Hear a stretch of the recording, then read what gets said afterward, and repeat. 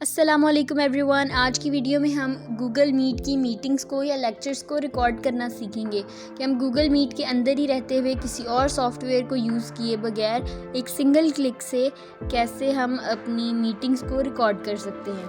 तो उसके लिए गूगल मीट को ओपन कर लें और उसमें अपने सभी पार्टिसिपेंट्स को ऐड कर लें।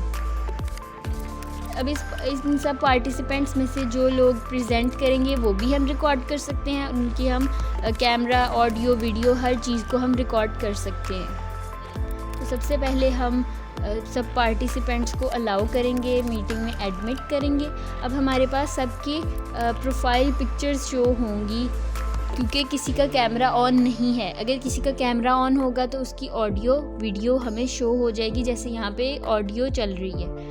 अब मीटिंग को रिकॉर्ड करने के लिए हम मोर के ऑप्शन पे क्लिक करेंगे और वहाँ से सेकंड ऑप्शन जो कि रिकॉर्डिंग का है उसको सिलेक्ट कर लेंगे।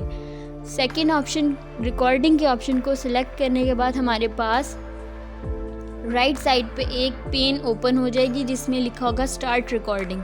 स्टार्ट रिकॉर्डिंग पे क्लिक करके हमारे पास एक पॉपअप शो होगा जिसमें कंसेंट ली जाएगी कि आपके सभी पार्टिसिपेंट्स को रेडी होना चाहिए रिकॉर्डिंग स्टार्ट करने से पहले।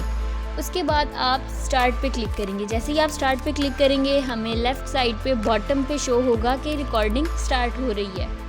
जैसे ही रिकॉर्डिंग स्टार्ट हो जाएगी हमें उसी पेन में, रिकॉर्डिंग की पेन में स्टॉप रिकॉर्डिंग का ऑप्शन शो हो जाएगा, जो कि ये शो करता है कि जब आप अपनी रिकॉर्डिंग कंप्लीट कर लें तो आपने उसको स्टॉप करने के लिए स्टॉप रिकॉर्डिंग के बटन पे क्लिक करना है।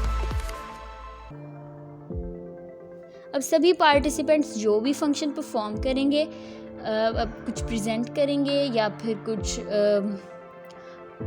बोलेंगे तो वो शो हो जाएगा। जैसे यहाँ पे एक पार्टिसिपेंट ने अपनी स्क्रीन को प्रेजेंट किया है तो उनकी स्क्रीन पे जो शो हो रहा है वो सबको शो हो रहा है और ये साथ साथ रिकॉर्ड भी होता जाएगा। अब जो भी कोई कुछ ऑडियो होगी या कोई भी वीडियो शो होगी तो वो रिकॉर्ड हो जाएगी। रिकॉर्डिंग को स्टॉप करने के लिए स्टॉप रिकॉर्डिंग के बटन पे क्लिक करें एंड ओके कर दें। अब हमारी रिकॉर्डिंग तो ऑफ हो गई है लेकिन प्रेजेंटेशन जारी है, तो हम उसको दरमियान में भी रोक सकते हैं।